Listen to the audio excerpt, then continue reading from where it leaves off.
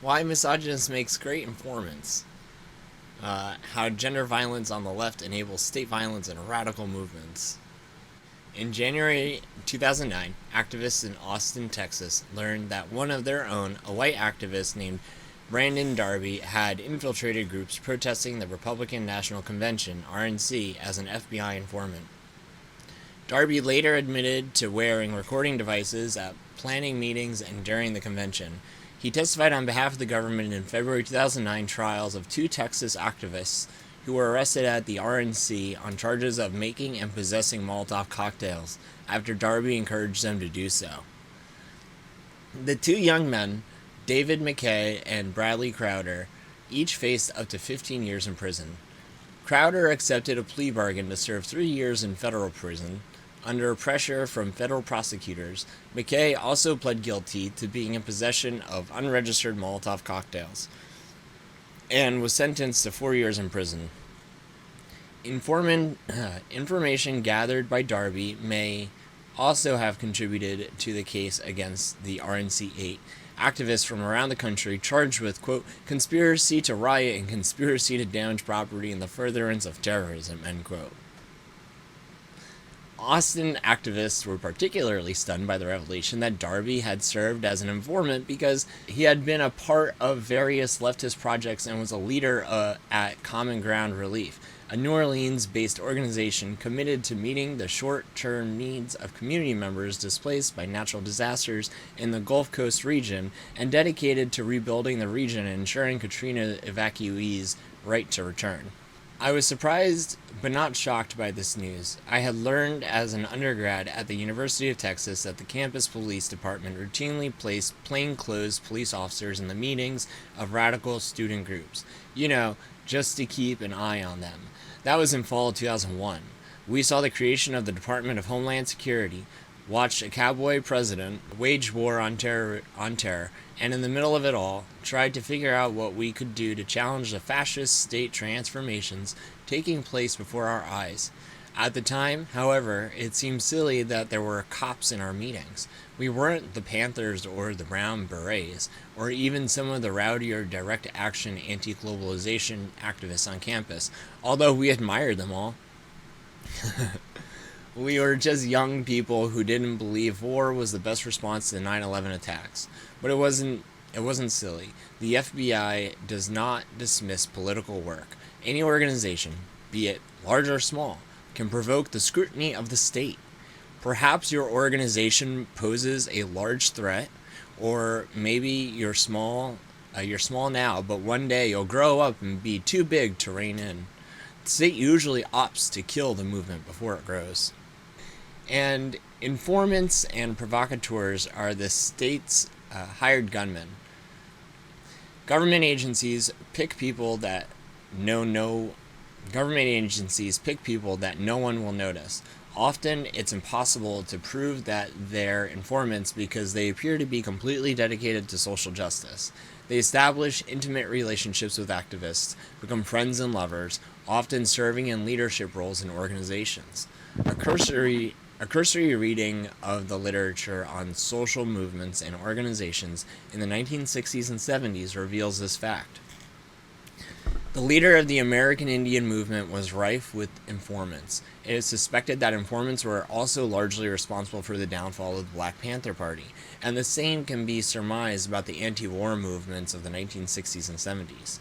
Not surprisingly, these movements that were toppled by informants and provocateurs were also sites where women and queer activists often experience intense gender violence, as the autobiographies of activists such as Asada Shakur, Elaine Brown, and Roxanne Dunbar Ortiz demonstrates. Maybe it isn't that informants are difficult to spot, but rather that we have collectively ignored the signs that give them away. To save our movements, we need to come to terms with the connections between gender violence, male privilege, and the strategies that informants and the people who just act like them use to destabilize radical movements. Time and again, heterosexual men in radical movements have been allowed to assert their privilege and subordinate others. Despite all that we say to the contrary, the fact is that radical social movements and organizations in the United States have refused to seriously address gender violence, one uh, as a threat to the survival of our struggles. We've treated, we've treated misogyny, homophobia, and heterosexualism as lesser evils, secondary issues that will eventually take care of themselves or fade into the background once the quote unquote real issues, racism, the police, inequality, wow, U.S. wars of aggression, are resolved. There are serious consequences for choosing ignorance. Misogyny and homophobia are central to the reproduction of violence in radical activist communities. Scratch a misogynist and you'll find a homophobe. Scratch a little deeper, you might find that you might find the makings of a future informant or someone who just destabilized movements like informants do. The Making of an Informant, Brandon Darby, and Common Ground. On Democracy Now!, Malik Rahim, former Black Panther and co founder of Common Ground in New Orleans, spoke about how devastated he was by Darby's revelation that he was an FBI informant. Several times he stated that his heart had been broken. He especially lamented all of the quote unquote young ladies who left Common Ground as a result of Darby's domineering, aggressive style of organizing. And when those quote unquote young ladies complained, well, their concerns likely fell on sympathetic but ultimately unresponsive ears. Everything may have been true, and after the fact, everyone admits how disruptive Darby was, quick to suggest violence, ill conceived direct action schemes that endangered everyone he worked with. There were even claims of Darby sexually assaulting female organizers at Common Ground and in general being dismissive of women working in the organization. 2. Darby created conflict in all of the organizations he worked with, yet people were hesitant to hold him accountable because of his history and reputation as an organizer and his quote unquote dedication to quote unquote the work. People continued to defend him until he outed himself as an FBI informant. Even Rahim, for all of his guilt and angst, chose to leave Darby in charge of Common Ground, although every time there was a conflict in the organization, it seemed to involve Darby. Maybe if organizers made collective accountability around gender violence a central part of our practices, we could neutralize people who are working on behalf of the state to undermine our struggles. I'm not talking about witch hunts. I'm talking about organizing in such a way that we nip a potential Brandon Darby in the bud before he can hurt more people. Informants are hard to spot, but my guess is that where there is smoke, there is fire, and someone who creates chaos where he goes is either an informant or an irresponsible, unaccountable time bomb who can be unintentionally as effective at undermining social justice organizing as an informant. Ultimately, they both do the work of the state and need to be held accountable. A brief historical reflection on gender violence and radical movements. Reflecting on the radical organizations and social movements of the 1960s and 70s provides an important historical context for this discussion. Memoirs by women who were actively involved in these struggles revealed the pervasiveness of tolerance and, in some cases, advocacy of gender violence. Angela Davis, Asada Shakur, and Elaine Brown, each at different points in their experience organizing with the Black Panther Party, cited sexism and the exploitation of women and their organizing labor in the BPP as one of their primary reasons for leaving the group, in the cases of Brown and Shakur, or refusing to ever formally join in Davis's case. Although women were often expected to make significant personal sacrifices to support the movement, when women found themselves victimized by male comrades, there was no support for them or channels to seek redress. Whether it was BPP organizers ignoring the fact that Eldridge Cleaver beat his wife, noted activist Kathleen Cleaver, men coerced women into sex, or just men treating women organizers as subordinate sexual playthings, the BPP and similar organizations tended not to take seriously the corrosive effects of gender violence on liberation struggle. In many ways, Elaine Brown's autobiography, A Taste of Power, A Black Woman's Story, has gone the furthest in laying bare the ugly realities of misogyny in the movement and the various ways in which both men and women reproduced and reinforced male privilege and gender violence in those organizations. Her experience as the only woman to ever lead the BPP did not exempt her from the brutal misogyny of the organization. She recounts being assaulted by various male comrades, including Huey Newton, as well as being beaten and terrorized by Eldridge Cleaver, who threatened to, quote, bury her in Algeria, unquote, during a delegation to China. Her biography demonstrates more explicitly than either Davis's or Shakur's how the mas- masculinist posturing of the BPP, and by extension many radical organizations at the time, created a culture of violence and misogyny that ultimately proved to be the organization's undoing. These narratives demystify the legacy of gender violence of the very organizations that many of us look up to. They demonstrate how misogyny was normalized in these spaces, dismissed as quote unquote personal, or not as important as more serious struggles against racism or class inequality. Gender violence has historically been deeply entrenched in the political practices of the left and constituted one of the greatest, if largely unacknowledged, threats to the survival of these organizations. However, if we pay attention to the work of Davis, Shakur, Brown, and others, we can avoid the mistakes of the past and create different kinds of political community. Quote, what had begun as a movement to free all black people from racist oppression became a movement with its primary goal, the establishment of black male patriarchy, end quote. Bell hooks. The racial politics of gender violence. Race further complicates the ways in which gender violence unfolds in our communities. In, quote, looking for common ground, relief work in post-Katrina New Orleans as an American parable of race and gender violence, end quote, Rachel Left explores the disturbing pattern of sexual assault against white female volunteers by white male volunteers doing rebuilding work in the Upper Ninth Ward in 2006. She points out how Common Ground failed to address white men's assault on their co-organizers and instead shifted the blame to the surrounding black community, warning white women activists that they needed to be careful because New Orleans was a dangerous place.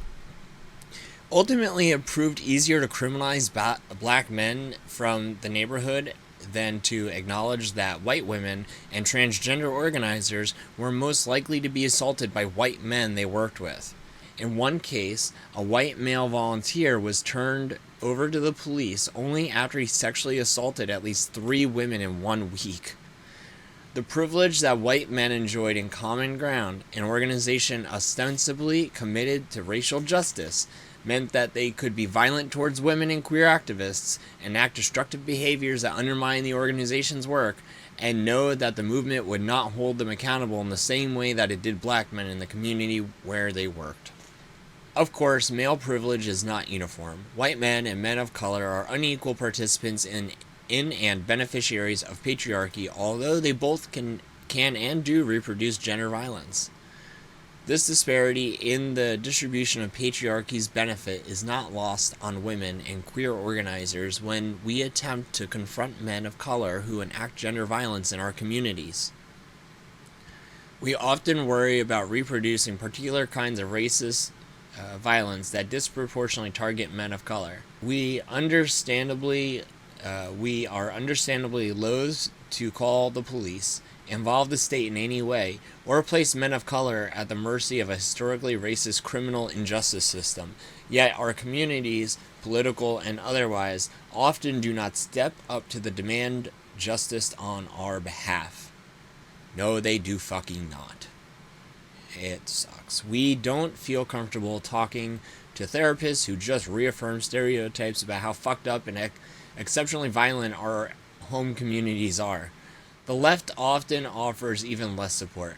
Our victimization is unfortunate, problematic, but ultimately less important to, quote-unquote, the work than the men of all races who reproduce gender violence in our communities. Encountering misogyny on the left. A personal reflection. In the first community group I was actively involved in, I encountered a level of misogyny that I would never have imagined existed in what was supposed to be a radical people of color organization. I was sexually and romantically involved with an older Chicano activist in the group. I was 19, an inexperienced young black activist. He was 30. He asked me to keep our relationship a secret, and I reluctantly agreed. Later, after he ended the relationship and I was reeling from depression, I discovered that he had been sleeping with at least 2 other women while we were together. One of them was a friend of mine, another young woman we organized with. Unaware of the nature of our relationship, which he had failed to disclose to her, she slept with him until he disappeared, refusing to answer her calls or explain the abrupt end of their relationship. She and I, after sharing our experiences, began to trade stories with other women who knew and had organized with this man. We heard of the women who had left a Chicano student group and never came back after his lies and secrets blew up while the group was participating in a Zapatista action in Mexico City. The queer, radical, white organizer who left Austin to get away from his abuse. Another white woman, a social worker, who thought they might get married only to come to his apartment one evening and find me there. And then, excuse me, and then there were the ones that came after me. I always wondered if they knew who he really was. The women he dated were amazing, beautiful, kick-ass, radical women that he used as shields to get himself into places he knew he would never be open to. That would never be open to such a misogynist. I mean, if that cool woman who worked in Chiapas spoke Spanish, and he worked with undocumented immigrants, was dating him, he must be down, right? Wrong. But his misogyny didn't end there. It was also reflected in his style of organizing. In meetings, he always spoke the loudest and longest, and using academic jargon that made any discussion excruciatingly more complex than necessary. The academic speak intimidated people less educated than him because he seemed to know more about radical politics than anyone else. He would talk down to other men in the group, especially those he perceived to be less intelligent than him, which was basically everybody. Then he'd switch gears, apologize for dominating space, acknowledge he need to check his male privilege. Ironically, when people did attempt to call him out for his shit, he would feign ignorance. What could they mean? Say that his behavior was masculinist and sexist? He'd complain of being infantilized, refusing to see how he infantilized people all the time. The fact that he was a man of color who could talk a good game about racism and racial justice struggles masked his abusive behaviors in both radical organizations and his personal relationships. As one of his former partners shared with me, quote, his radical race analysis allowed people, mostly men but occasionally women as well, to forgive him for being dominating and abusive in his relationships. Women had to check their critique of his behavior at the door, lest we lose a man of color in the movement, end quote. One of the reasons it is so difficult to hold men of color accountable for reproducing gender violence is that women of color and white activists continue to be invested in the idea that men of color have it harder than anyone else. How do you hold someone accountable when you believe he is target number one of the state? Unfortunately, he wasn't the only man like this I encountered in radical spaces, just one of the smarter ones. Reviewing old emails, I am shocked at the number of emails from men I organized with that were abusive in tone and content, how easily they would talk down to others for minor mistakes. I am more surprised at my meek, diplomatic responses, like an abuse survivor, as I attempted to placate compañeros who saw nothing wrong with yelling at their partners, friends, and other organizers. There were men like this in various organizations I worked with. The one who called his girlfriend a bitch in front of a group of youth of color during a summer, and oh my god, I know Spanish and why can't I pronounce this, please? Do you know? And Cuerno. Oh my god, I'm Latin. This is terrible. We were the one who called his girlfriend a bitch in front of a group of youth of color during a summer and we were hosting. The one who sexually harassed a queer Chicana during. Can you take over? The one who sexually harassed a queer Chicana couple during a trip to Mexico, trying to pressure them into a threesome. The guys who said that they would complete a task didn't do it. Brushed off their compañeras' demands for accountability, let those women take over the task, and when it was finished, took all the credit for someone else's hard work. The graduate student who hit his partner, and everyone knew he'd done it, but whenever anyone asked, people would just look ashamed and embarrassed and mumble, quote, "It's complicated," unquote.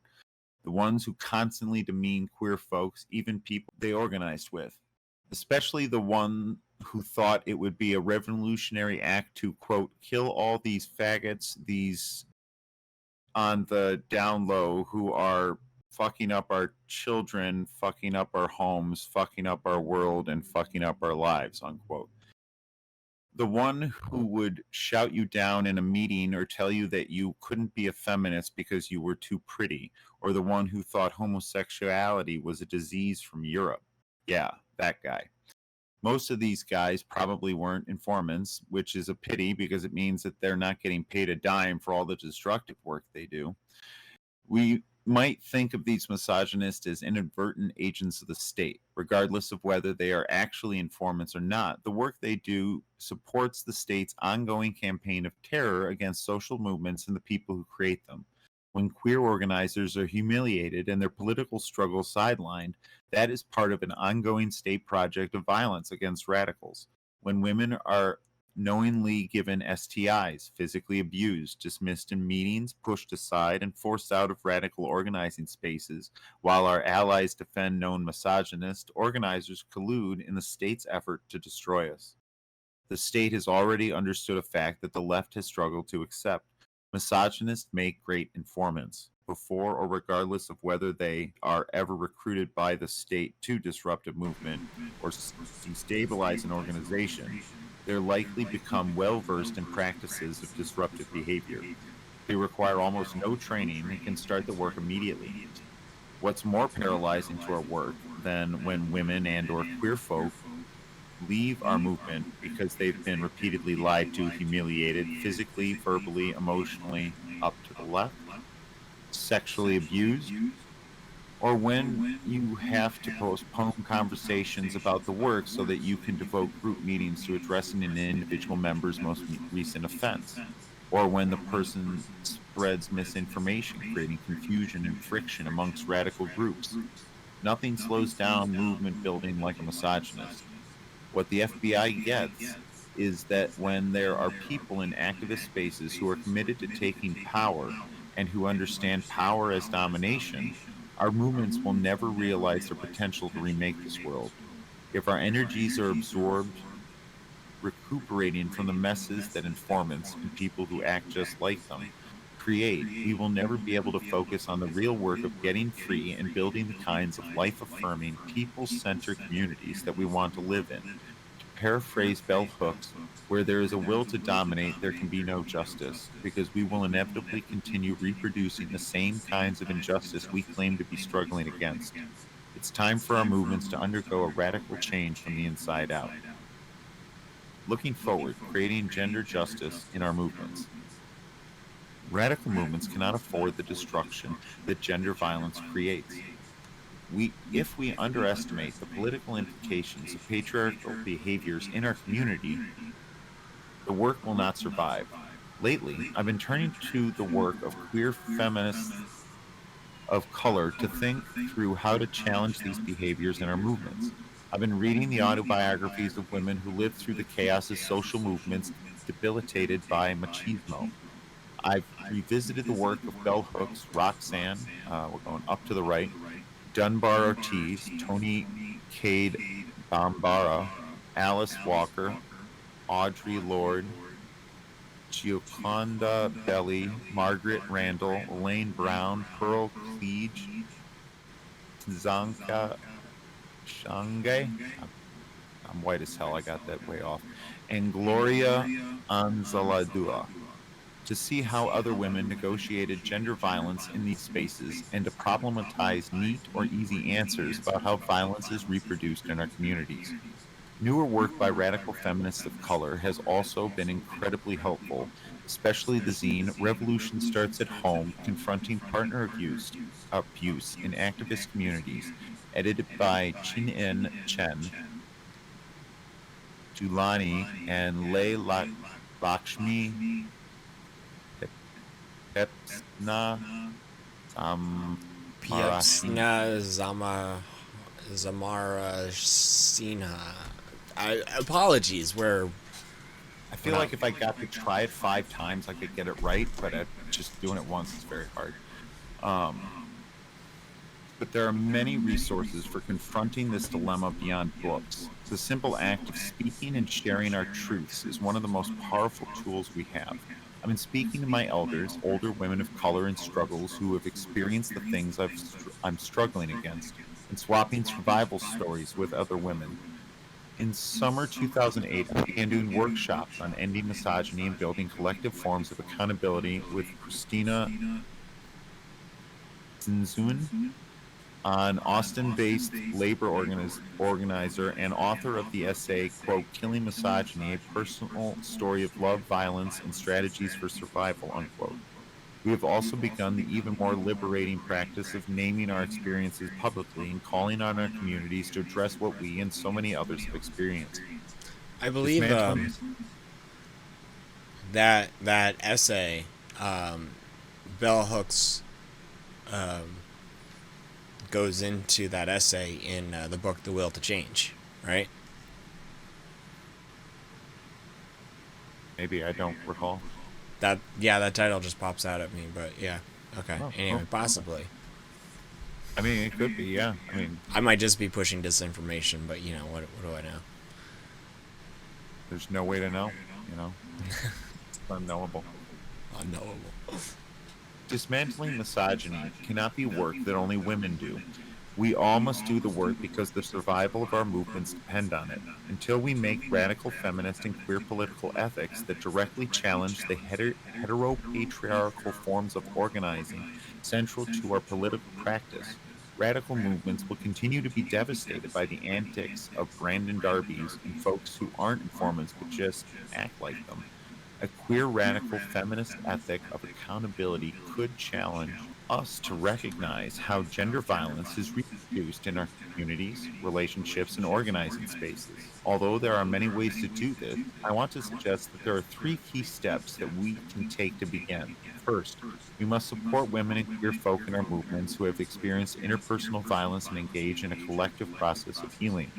Second, we must initiate a collective dialogue about how we want our communities to look and how to make them safe for everyone. Third, we must develop a model for collective accountability that truly treats the personal as political and helps us to begin practicing justice in our communities. When we allow women, queer organizers to leave activist spaces and protect people whose violence provoked their departure, we are saying we value these de facto state agents who disrupt the work more than we value people whose labor build and sustain movements. As angry as gender violence on the left makes me, I am hopeful. I believe we have the capacity to change and create more justice in our movements. We don't have to start witch hunts to reveal misogynists and informants. They out themselves every time they refuse to apologize, take ownership of their actions, start conflicts, and refuse to work them out through consensus. Mistreat their compañeras. We don't have to look for them, but when we are presented with their destructive behaviors, we have to hold them accountable. Our strategies don't have to be punitive. People are entitled to their mistakes, but we should expect that people will own these actions and not allow them to become a pattern. We have a right to be angry with the communities we build that are supposed to be models for a better, more just world, harbor the same kind of anti queer, anti woman, racist violence that pervades society. As radical organizers, we must hold each other accountable and not enable misogynists to assert so much power in these spaces, not allow them to be the faces, voices, and leaders of these movements, not allow them to rape a company. compañera, and then be on the fucking 5 o'clock news. In Brandon Darby's case, even if no one suspected he was an informant, his domineering and macho behavior should have been all that was needed to call his leadership into question.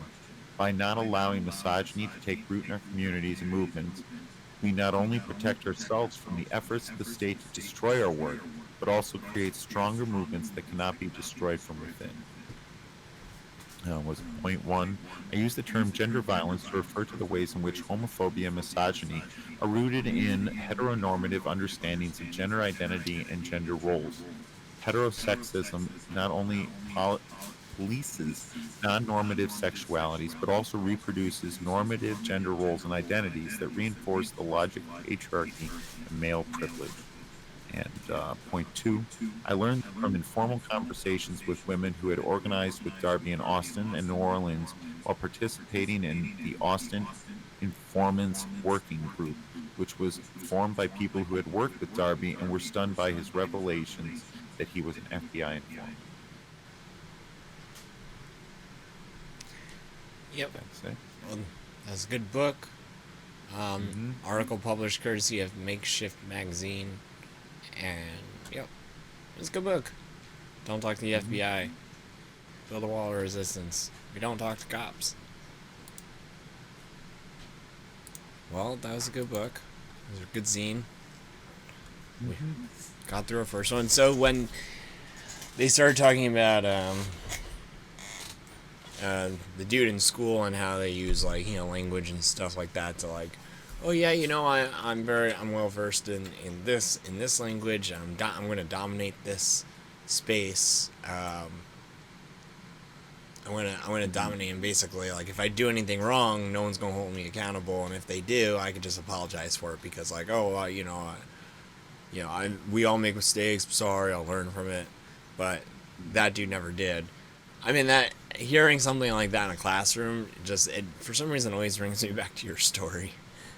Of that woman who was just like, you're right, we need men's rights and things like that. Just like, I don't know why it brings me out. I don't even know. Yeah, the meninist. Yeah. Yeah, I don't know why. Maybe just because it's an educational setting, but like, yeah. Just trying to dominate the conversation. I mean, theirs was like, oh, you know, we need to fight misogyny by giving men rights. Right, and then yeah. Yeah. I was trying to remember something because I actually, when I was first glancing through this, I read something about Miss Shakur. Trying to remember her first name now. About her whole story with the BPP and the misogyny she dealt with, and it was very, revealing. I mean, just the widespread depth of what she had to tolerate on top of everything else. It was just pervasive, and it really kind of highlighted how that undermined herself in the community and stuff like that. I can't remember the framing of the story, but it was explaining that stuff. It was very interesting.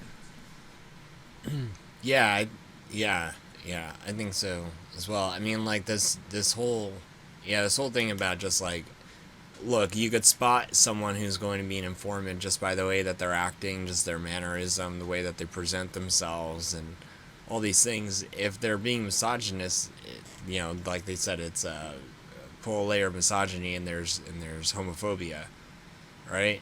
And so it's just like it's a pipeline, right? And it's very easy to go right down it once you start developing or have been developing misogynist behavior.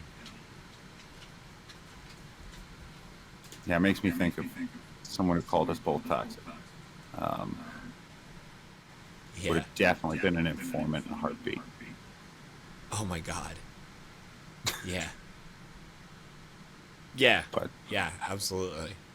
but that's sort of like you could tell because of the like that behavior lends itself to uh, disrupting an organization in a way that it can't maintain itself.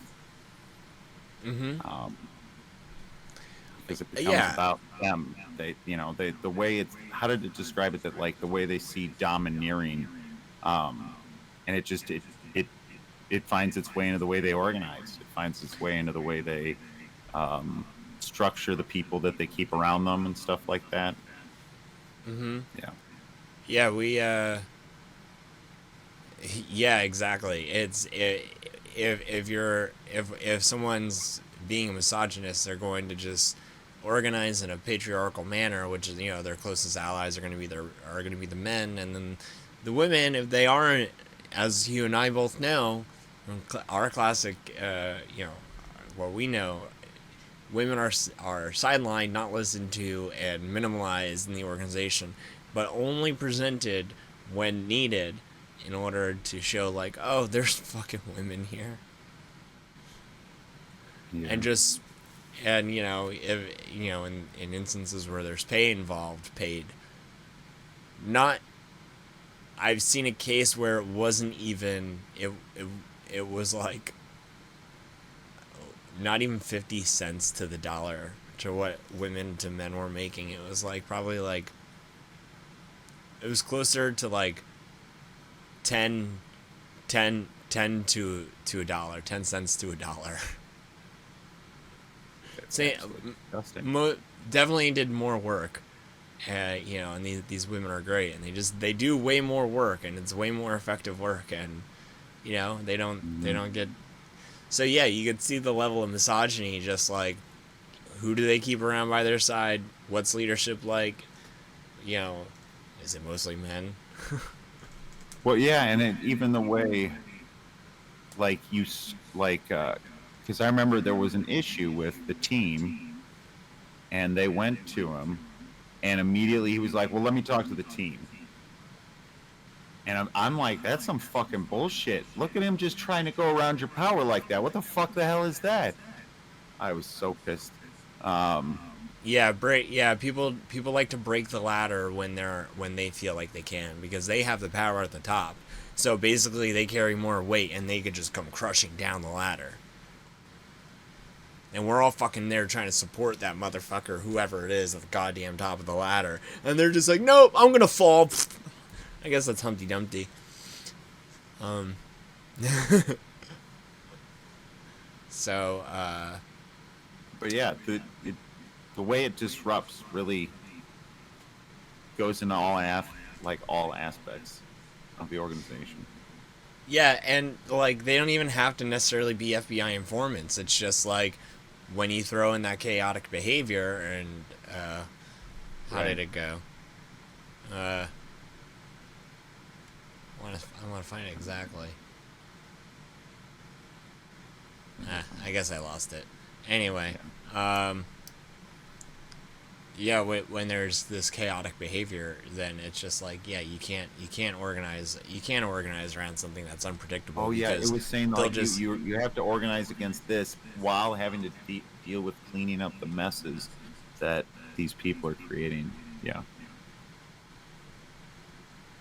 I all did right. Maybe like I the am one trying to find line that just because there was Louis said something a while ago, and the quote unquote um, unregistered Molotov cocktails.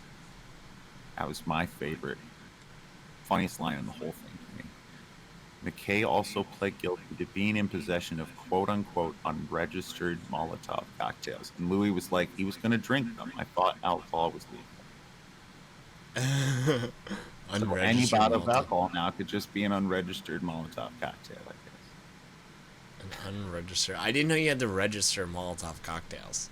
I'm Now, guessing the state has I don't know. Like, why would you even? now, how do I get a permit for one, and is that permit reusable?